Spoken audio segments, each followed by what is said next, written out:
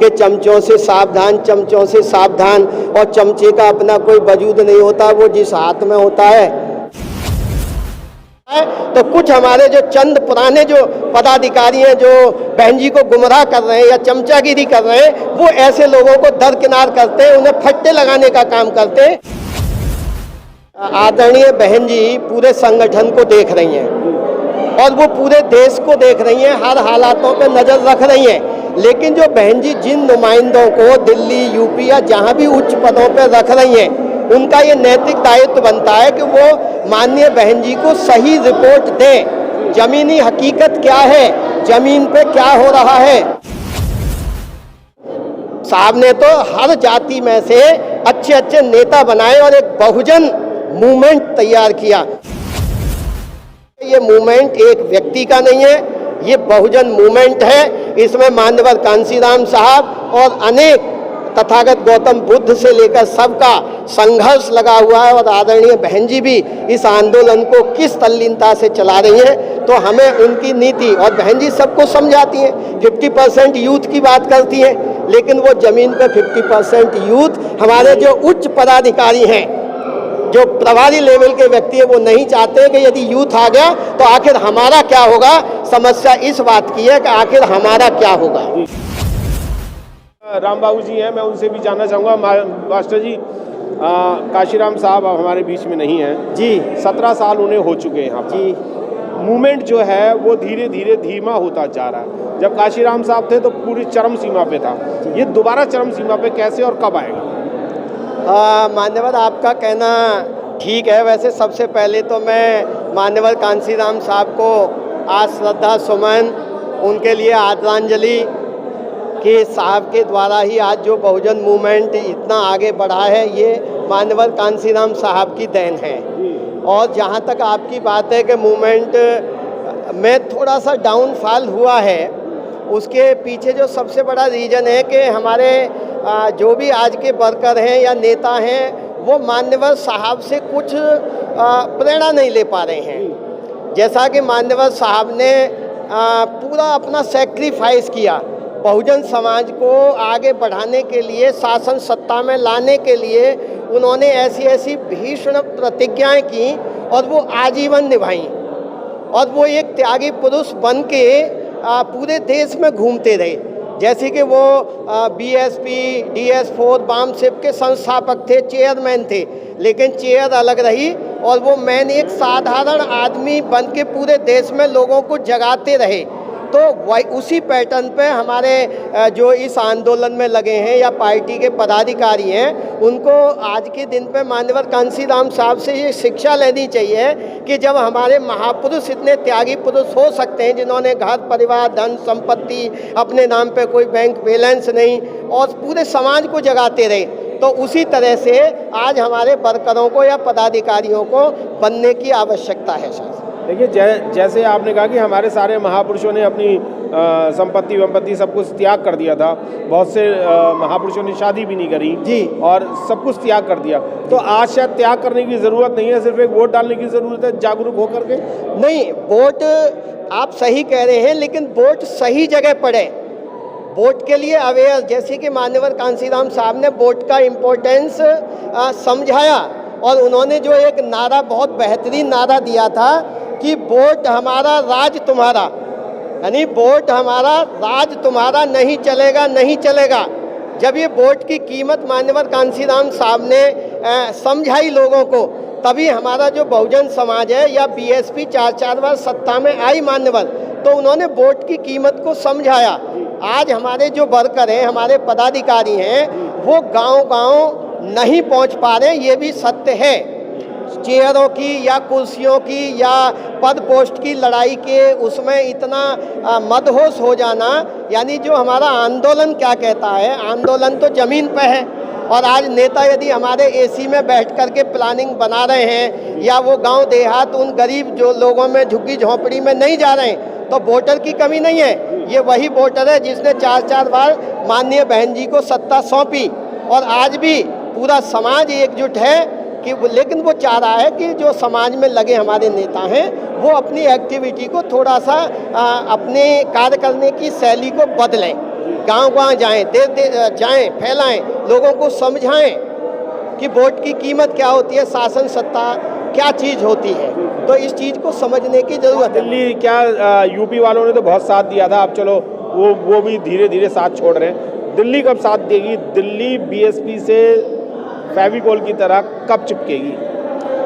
देखिए, दिल्ली की आप भी तस्वीर मिलंदर गौतम साहब लंबे समय से देख रहे हैं। यहाँ मेरा कहना ये है कि मेहनत सब लोग कर रहे हैं, वाम सेप के लोग, बीएसपी के लोग और सभी कर रहे हैं, लेकिन कहीं न कहीं एक कोऑर्डिनेशन, यहाँ मैं सिर्फ ये कहना चाहूँगा कि जो बहुजन मूवमेंट के जो अन्य धार्मिक, सामाजिक, एजुकेशनली और आर्थिक आंदोलन, जो विभिन्न आंदोलन चल रहे हैं, तो हमारे पार्टी के नेताओं को उनसे भी कोऑर्डिनेशन बिठाने की ज़रूरत है, उन्हें सम्मान देने की ज़रूरत है। उनसे समय समय पे हमारा जो हायर अथॉरिटी है, जो बहन जी के नुमाइंदे, जो बहन जी जिनको नियुक्त करती है, प्रभारी बनाती है, वो कम से कम उनसे कोऑर्डिनेशन बनाएं। जो विभिन्न धार्मिक सामाजिक संगठन हैं, क्योंकि वो भी तो चाहते हैं कि हम शासन सत्ता में आएँ, लेकिन हम उनसे बात नहीं कर पा रहे हैं। तो यहाँ कोऑर्डिनेशन बनाएं। जैसे मान्यवर कांसीराम साहब जहाँ भी जाते थे वो एक कोऑर्डिनेशन बनाते थे, सभी संगठनों को साथ लेके चलते थे। तो कोऑर्डिनेशन बनाने के लिए कमी किसकी है? आप पदाधिकारियों की कमी है, नेताओं की कमी है, या आम जनता की कमी है?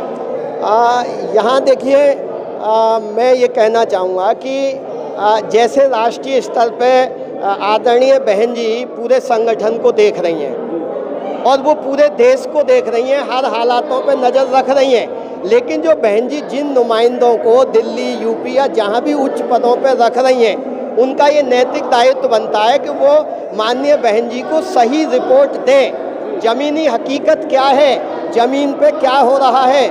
और यहाँ जो वाम सेप है, एक समय था मान्यवर के वाम सेप की एक अपनी छवि थी, एक अपना उनकी बात सुनी जाती थी। तो आज कहीं हमारे पदाधिकारी वाम सेप को भी थोड़ा सा दरकिनारे के भाई अब आप शांत रहो, अब वाम सेप की आवश्यकता नहीं। लेकिन मेरा मानना ये है कि जब तक वाम सेप और सामाजिक धार्मिक जितने भी संगठन हैं जो बहुजन आंदोलन में लगे हैं, सबसे हमें कोऑर्डिनेशन बनाना पड़ेगा, सबको मान सम्मान देना पड़ेगा, और तभी हम पुनः शासन सत्ता में आएंगे। और हमें अपनी आदरणीय बहन जी की जो नीति हैं, उनके दिशा निर्देश हैं, वहाँ उनमें विश्वास रखना चाहिए। और ज़मीन पे एक चीज़ और मैं कहूँगा कि हमारे जो पुराने नेता हैं, बहुजन समाज बनाने की बात आती है, हम देख रहे हैं कि कोई बहुजन मूवमेंट का SC OBC में से कोई महिला या युवा मूवमेंट में आता है, तो कुछ हमारे जो चंद पुराने जो पदाधिकारी हैं जो बहन जी को गुमराह कर रहे हैं या चमचागिरी कर रहे हैं, वो ऐसे लोगों को दरकिनार करते हैं, उन्हें फट्टे लगाने का काम करते हैं। जबकि बहुजन मूवमेंट साहब का ये आंदोलन नहीं था,